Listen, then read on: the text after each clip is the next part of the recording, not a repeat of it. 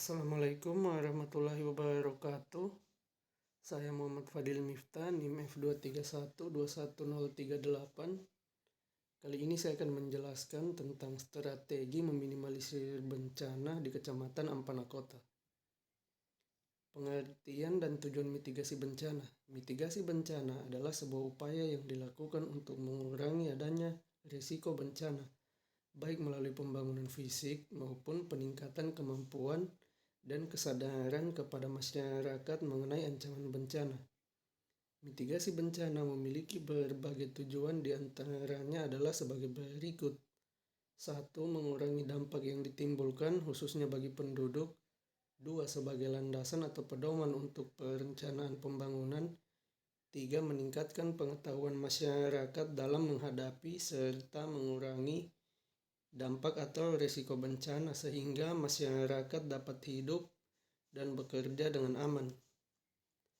Strategi mitigasi bencana ada 5, yaitu yang pertama pemetaan, yang kedua pemantauan, yang ketiga penyebaran informasi, yang keempat sosialisasi penyuluhan, dan yang kelima peringatan dini. Strategi meminimalisir bencana yang ada di Kecamatan Ampana Kota.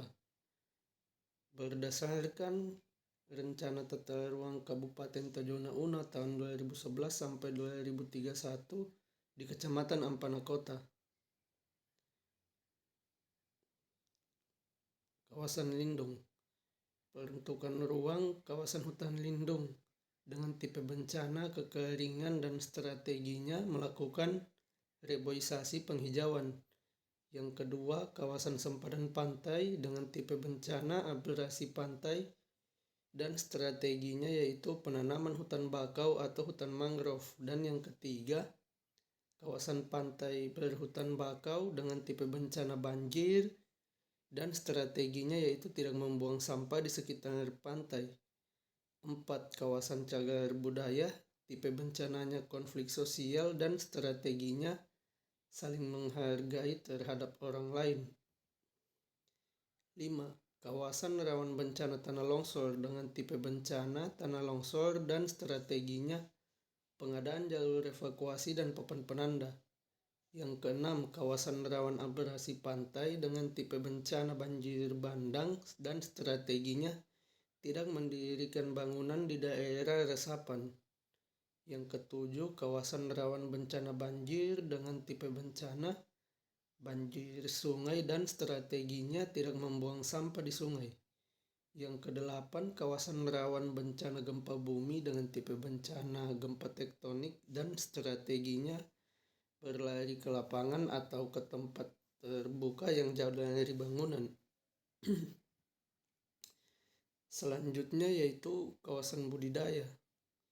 Yang pertama, kawasan peruntukan hortikultura dengan tipe bencana erosi tanah dan strateginya konservasi tanah dan membuat terasering.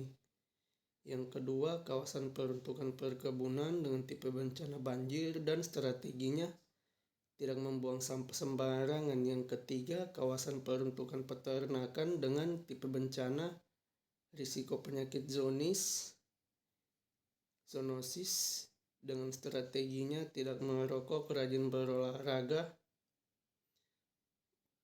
Yang keempat, kawasan peruntukan perikanan tangkap dengan tipe bencana konflik sumber daya dan strateginya menghindari sifat rakus dan saling menghargai satu sama lain.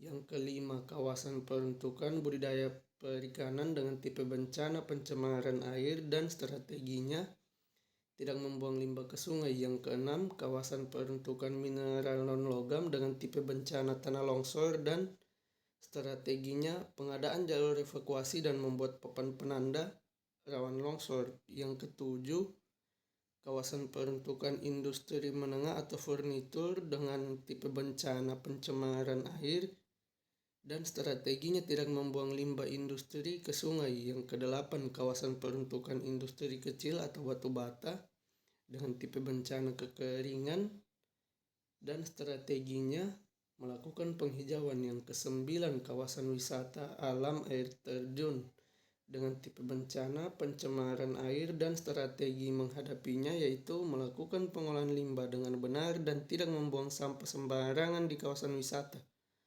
Yang ke-10, kawasan permukiman perkotaan dengan tipe bencana kekeringan dan strateginya melakukan penghijauan di daerah permukiman. Cukup sekian yang dapat saya sampaikan, lebih dan kurangnya mohon dimaafkan. Assalamualaikum warahmatullahi wabarakatuh.